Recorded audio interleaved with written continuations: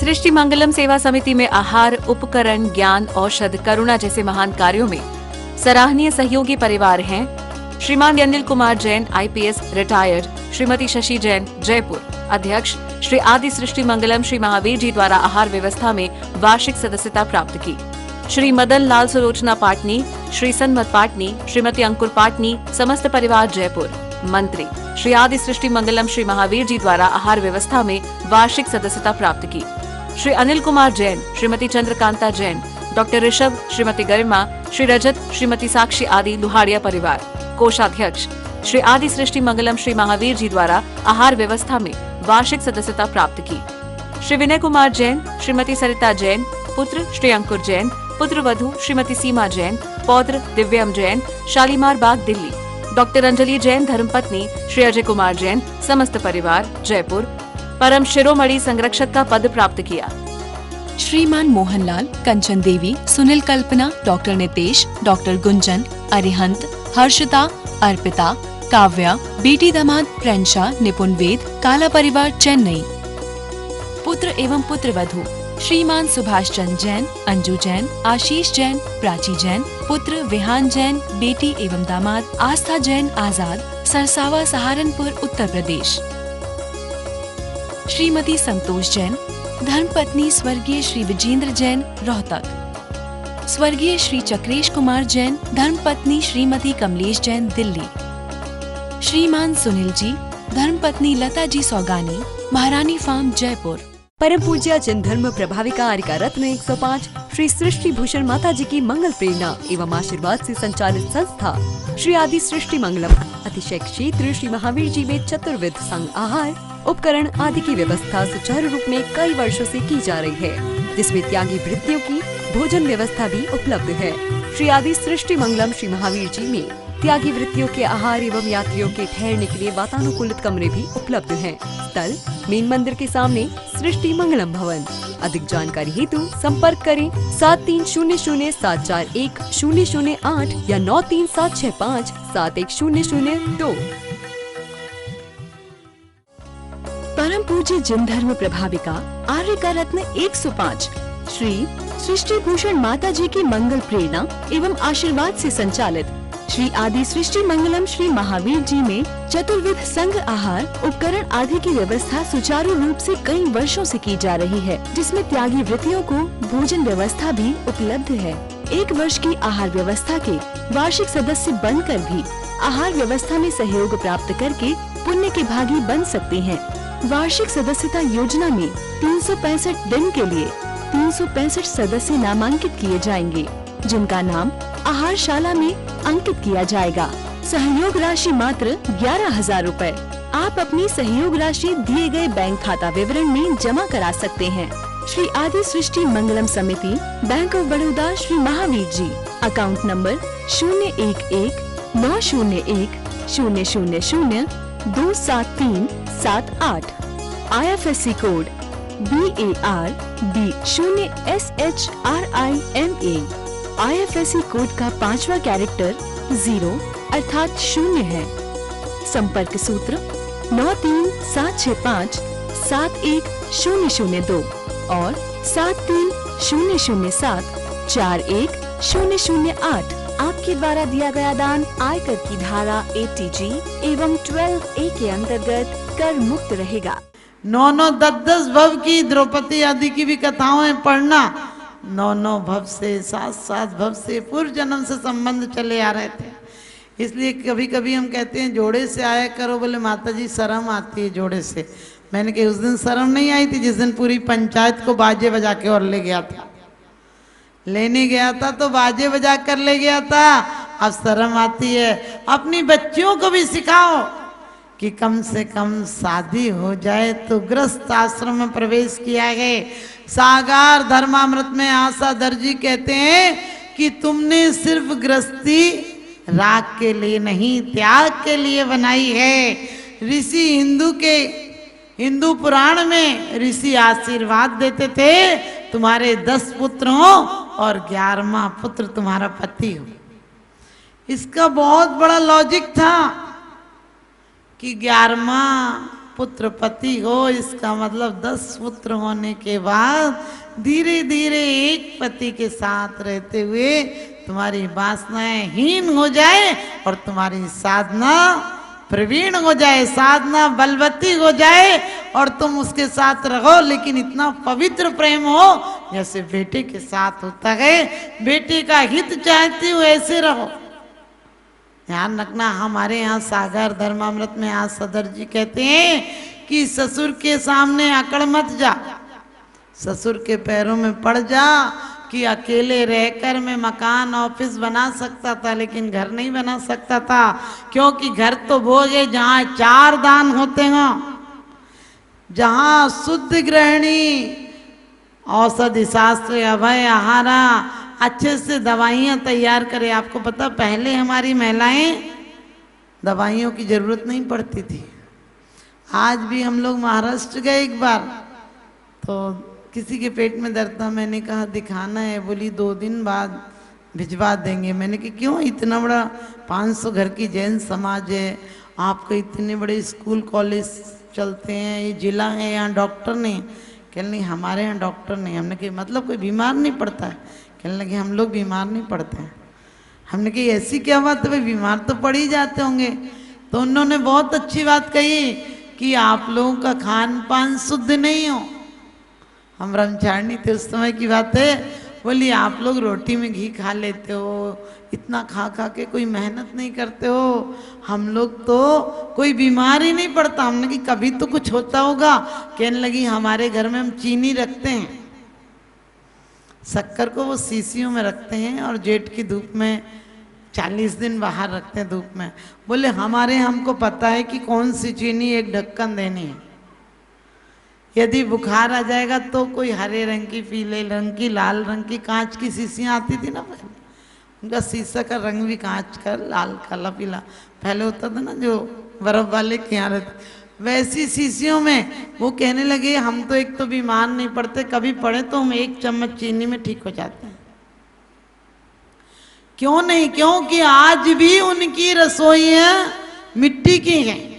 बिल्कुल सत्य घटना बता दूं, हम ब्रह्मचारिणी थे तो कारंजा की बात है, मैं गई, मैंने उनसे बोला कि अम्मा जी गैस पे कुछ बनाना है, तो वो मुझसे ऐसी हो गई जैसे मैं गैस नहीं, गुनाह नाम ले लिया।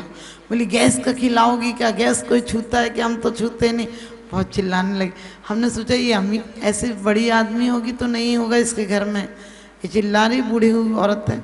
हम 3-4 घर में गए, किसी के हमने गैस और कुकर का नाम ले लिया, वो तो उलझ के हम पर उल्टी पड़ गई। मैंने सोचा अजीब औरत है, फिर मैं आ गई, मैंने कि कोई के घर पर नहीं है, मैं नहीं कर पा रही काम। लेकिन उसी पहली औरत के यहाँ रुई वालों के हार हुआ। जब उसके यहाँ हार हुआ तो मेरी तो आंखें चौंधिया गई।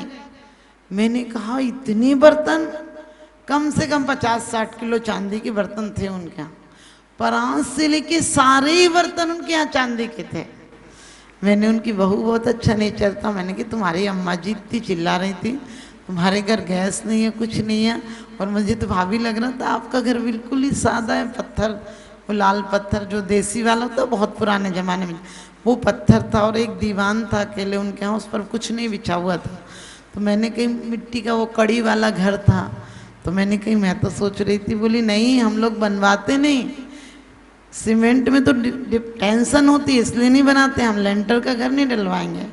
और बोली हमारे घरों में चांदी के बर्तन, हमारे यहाँ दहेज तो चलता नहीं, तो हमारे यहाँ पूजन के बर्तन मिलते हैं, पूजन में भिगोना भी मिलता है, परात मिलती है, बड़ी बड़ी थालियाँ मिलती हैं, कटोरियाँ मिलती हैं, सब चीज़ हमारे यहाँ। चांदी का बर्तन ही दे सकते हैं हम लोगों के, और कुछ नहीं दे सकते हैं। लड़की को एक जोड़ी कपड़े के अलावा दूसरी चीज़ नहीं दे सकते हैं। बोली सिर्फ जो कपड़ा पहन कर बेटी को विदा करते हैं वो ही दे सकते हैं, और बाकी बोले हमारे यहाँ कुछ नहीं देते, हम देते हैं तो सोने के भगवान देते हैं। और बोले हमारे घर घर चैत्यालय हैं। आप देखिए, मैंने उनका कहने का मतलब था कि हम घी नहीं खाते हैं रोटियों पर, हम घी शुद्ध निकालते हैं घर पर। हमारे हर घर में गाय भैंसे हैं, हमारे घर पर मिट्टी का चबूतरे पर ही खाना बनता है, और हम लोग घी रोटी पर नहीं खाते हैं, हम भगवान के लिए नैवेद्य चढ़ाते हैं। और वास्तव में वहाँ 85 साल की औरतें भी ऐसी होती हैं, यहाँ 25 साल की भी नहीं होंगी, और ज्ञान बहुत है वहाँ। तो आपको क्यों कहा कि हम प्रेम से परमात्मा के लिए चढ़ाएं? आज हम लोग क्यों बीमार हैं? आप परिवार के लिए, घर के लिए दुनिया का खर्च होता है, मंदिर के लिए आप बिल्कुल उदासी भाव है। कहाँ से पहला काम देव पूजा और पहला क्या है? सुख, निरोगी काया। आज काया निरोगी नहीं रही। तो आप लोग भी ध्यान रखना, यह अर्घ कियो निज हेत तुमको अर्पता। हम जल की धारा 3 क्यों देते हैं?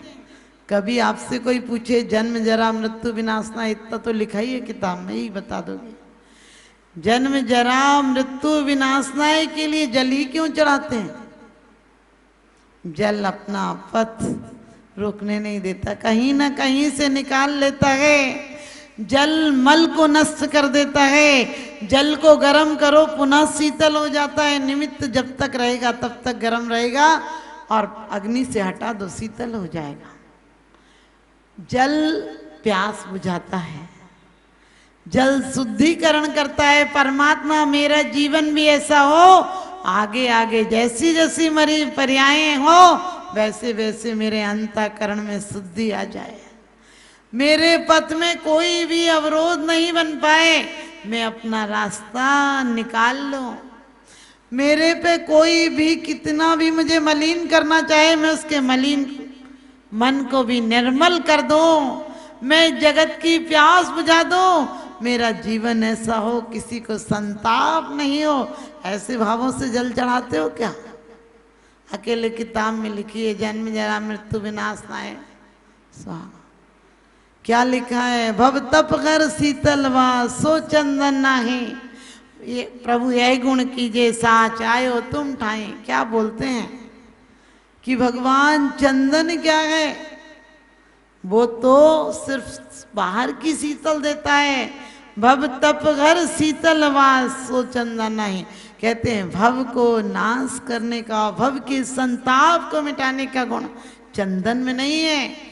लेकिन मैं आपके चरणों में चंदन इसलिए चढ़ा रहा हूं, चंदन जैसे गुण भी मेरे अंदर आ जाए तो मेरा बंधन सच हो जाएगा। चंदन के गुण क्या होते हैं? चंदन काटने वाली कुल्हाड़ी को भी सुगंधित कर देता है। चंदन को जलाओ तो भी वातावरण को सुगंधित कर देता है। पीसो तो सिलवट्टे को सुगंधित कर देता है। और चंदन की विशेषता है कि चंदन के वृक्ष पर अजगर, बड़े बड़े जहरीले सर्प हों, लेकिन चंदन जहरीला नहीं होता है। परमात्मा मेरे जीवन में भी विषय वासनाओं के जहरीले नाग लिपटे हों, मुझे उसके बीच रहना पड़े, लेकिन उसके बाद भी मेरा लक्ष्य एक रहे कि मैं निर्विष रहूं। वासनाओं को ऐसे स्वीकार करो जैसे रोगी औषधि को स्वीकार करता है। कहते हैं दीपक की भांति जलता है कोई कोई, दीपक की भांति जलता है कोई कोई, फूलों की भांति खिलता है कोई कोई।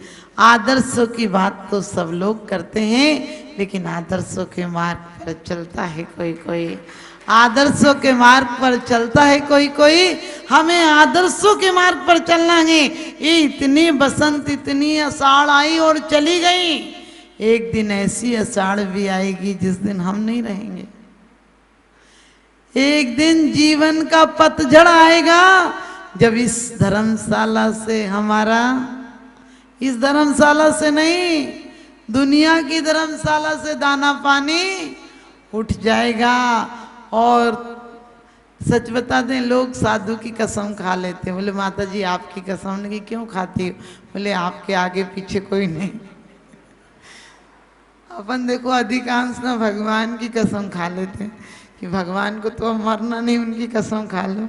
लेकिन वास्तव में भगवान से ये एक प्रार्थना करते हैं कि परमात्मा इस बार खाली नहीं जाऊंगा। इतने जन्म मौत के आगोश में गए, इतने जन्म हमने मौत में बिताए हैं, आपकी जन्म मौत में नहीं, मौत को महोत्सव बनाकर जाएंगे। ये हमारा पुरुषार्थ होगा। हम राग से आए थे लेकिन वैराग्य में जाएंगे। अपने घर में भी आप लोग कहते माता जी घर में माहौल कैसे बन सकता है? अरे बनाओ, तुमने जहाँ मिट्टी के घर थे वहां पक्के घर बना लिए ना, छोटे मकान थे बड़े कर लिए ना, गलियों में थे बड़े कॉलोनियों में पहुंच गए ना। लेकिन दिल को भी बड़ी कॉलोनी बनाओ ना, दिल को गंदा नाला मत बनाओ, दिल को गंदोदक की तरह पावन बनाओ, तो आप सबके दिल पावन हो। छोटी मोटी बातों पर दिल में कसक मत रखा करो, क्योंकि ये भी क्या करना, ऐसी ऐसी पर्यायें हम प्राप्त करेंगे। आप समझ गए मेरे कहने का मतलब, कि कल आदि जो भी आप समझ गए, वो ऐसी ऐसी पर्यायें प्राप्त करेंगे जहां हम बहुत दर्दनाक मौत मरेंगे। तो हमें उन पर्यायों से बचना है और वो शाश्वत पर्याय प्राप्त करना है जो लोगों के लिए नहीं, देवताओं के लिए आदर्श हो जाए। और हमें पूज्य पन्ना प्राप्त नहीं करना है, हमें सिर्फ पूजना नहीं है। बड़ी अच्छी बात अभी माता जी ने आपसे कही थी कि एक सेठ की पूजा करें। मैं कहती हूँ हम और आप भी एक बीज हैं, हम और आप एक बीज हैं। एक बीज यदि वृक्ष की पूजा करने लगे तो बीज बीज नहीं हो, वृक्ष नहीं हो पाएगा। बीज यदि उसी तरह से अपने आप को मिट्टी में जाने दे, पानी को आने दे, अपने अस्तित्व को मिटाने दे, फिर एक अंकुर निकलेगा और उससे इतना बड़ा पौधा हो जाएगा। हम तो अभी देखते हैं, आज हमने पूजा करी, इसका फल मिला कि नहीं। यदि वो बीज रोज देखे निकल के कि कितना बड़ा, तो बीज बढ़ेगा ही नहीं। हमारी यही जल्दी है, बड़ी उतावली है, आज पूजा करते हैं आज ही फल चाहते हैं। हमें फल नहीं चाहिए, क्या मिलेगा, फल नहीं, हम तो वो सुफल फल चाहते हैं। कहते हैं उत्तम फल भगवान के चरणों में चढ़ाते हैं और उसका फल मोक्ष फल चाहते हैं। और जब तक संसार में रहेंगे, संसार के श्रेष्ठ फल हमें अपने आप मिलेंगे। वो फल कैसे मिलेंगे, इस बात को हम कल सुनेंगे। अपनी वाणी को विराम देते हैं। बोलिए आदिनाथ भगवान की।